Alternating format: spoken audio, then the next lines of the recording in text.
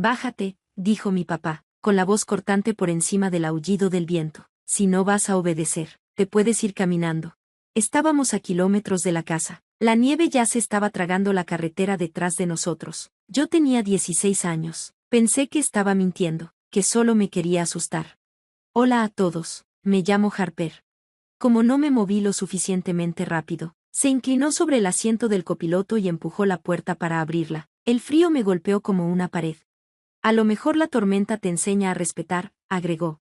Me bajé porque discutir solo lo empeoraba. La puerta se azotó. Las luces del coche desaparecieron en el blanco. Al principio caminé firme, diciéndome que eran solo unos cuantos kilómetros. La nieve me picaba la cara. Los dedos se me entumieron dentro de unos guantes delgados. La respiración se me volvió corta. Intenté llamarlo. No contestó. Intenté llamar a mi mamá. Me mandó a buzón. El viento se volvió más fuerte que mis pensamientos. Las piernas me pesaban más con cada paso. La carretera se volvió borrosa. Recuerdo que tropecé una vez, luego otra. Para cuando vi unas luces detrás de mí, ya estaba de rodillas en la nieve, sin poder sentir los pies. Era la camioneta de mi abuelo. Se bajó antes de que el motor se apagara por completo. Harper, gritó. Intenté responder, pero mi cuerpo no me hizo caso. Recuerdo más sus manos que su cara, ásperas, firmes, urgentes. Me envolvió con su abrigo antes de que yo entendiera que estaba temblando. No podía formar palabras. La mandíbula no me respondía. Los dedos se sentían como de vidrio. Quédate conmigo, repetía mi abuelo mientras me subía a la camioneta. Quédate conmigo, mi niña.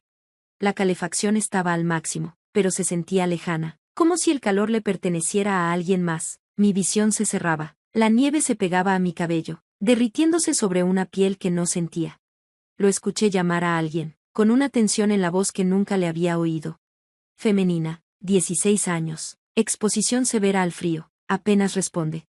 Las luces de urgencias eran demasiado brillantes, las manos se movían rápido, las preguntas volaban a mi alrededor.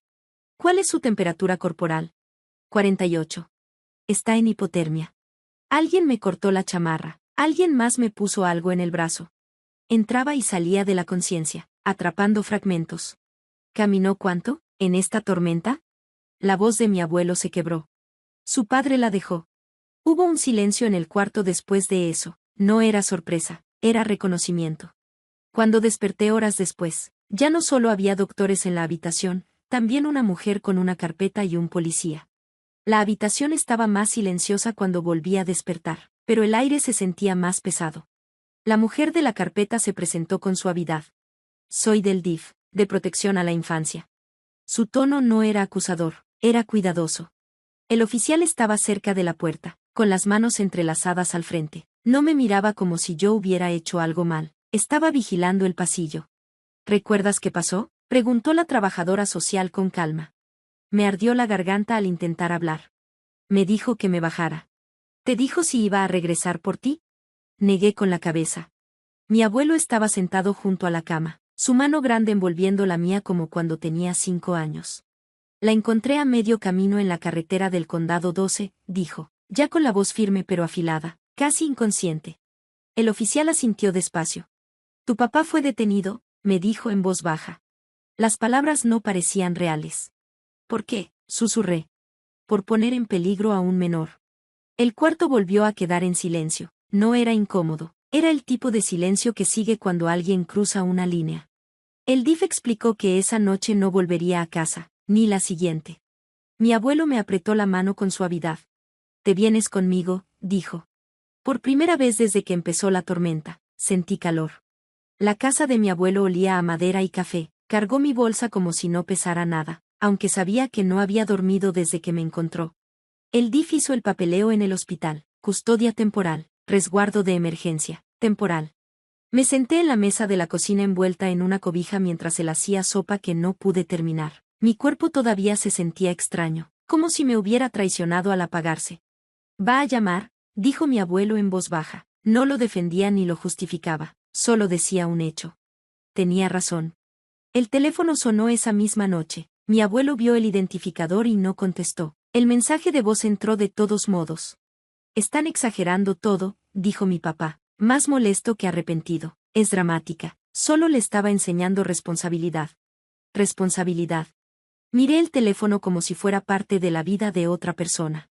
Al día siguiente, la orientadora de la escuela llamó a mi abuelo. La noticia se había regado rápido. Una tormenta, una ambulancia, la policía.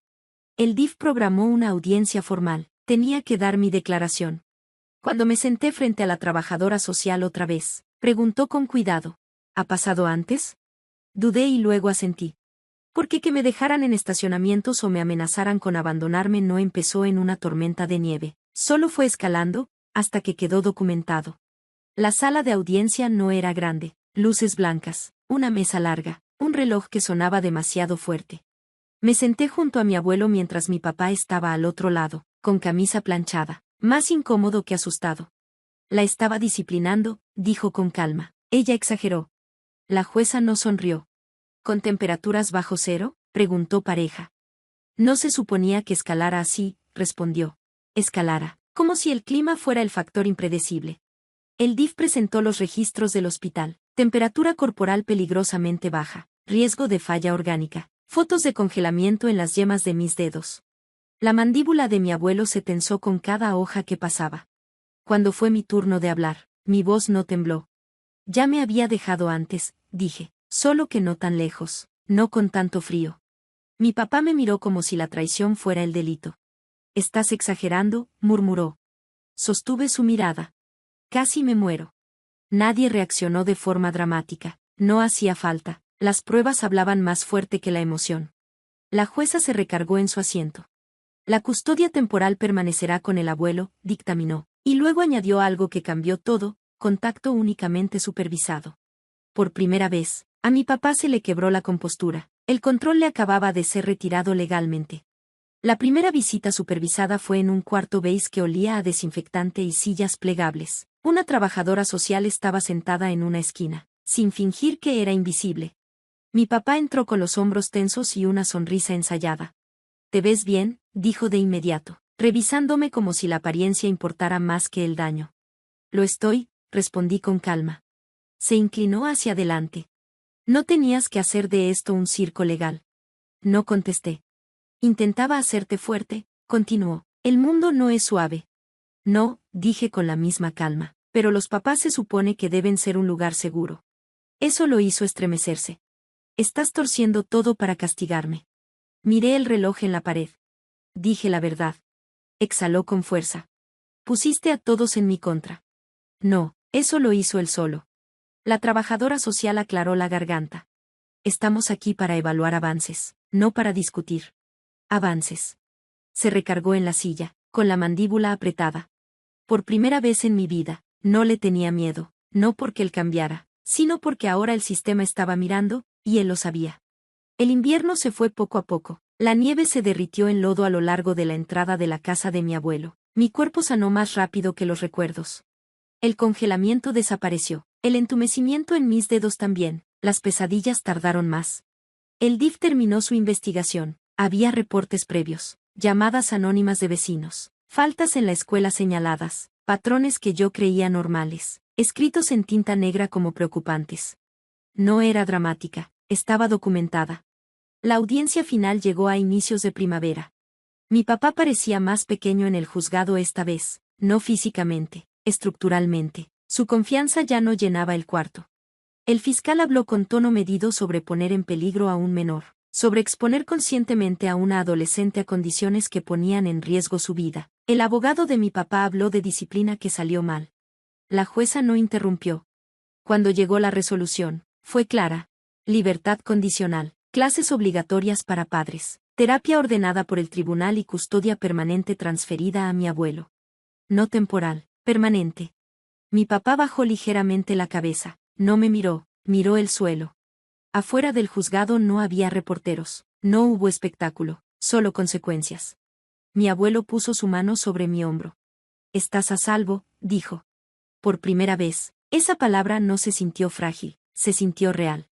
El día que se finalizó el papeleo, mi abuelo me llevó de vuelta a la carretera del Condado 12, no para revivirlo, para recuperarlo. Ya no había nieve, el cielo estaba despejado, el tramo de asfalto donde me desplomé se veía ordinario, casi inofensivo. «No tienes que bajarte», dijo con suavidad. «Quiero hacerlo», respondí. Me paré a la orilla de la carretera por un momento. Pasaban autos. El viento me rozaba la cara, pero no era violento, solo era viento. Ya no me sentía pequeña ahí, me sentía consciente. Meses después, mi papá intentó llamar. Un mensaje supervisado pasó por los canales legales. Cometí errores, dijo con rigidez. Espero que algún día lo entiendas. Lo escuché una vez y lo archivé. Entender no era necesario para sobrevivir. La responsabilidad sí. Regresé a la escuela. La terapia se volvió rutina y no emergencia. Dejé de sobresaltarme con voces elevadas. Aprendí la diferencia entre disciplina y peligro. La tormenta no me hizo más fuerte. Reveló en quién podía confiar, y en quién no. Cuando ahora miro hacia atrás, no veo a una chica abandonada en la nieve. Veo el momento en que todo cambió. El momento en que alguien por fin intervino. El momento en que fui elegida.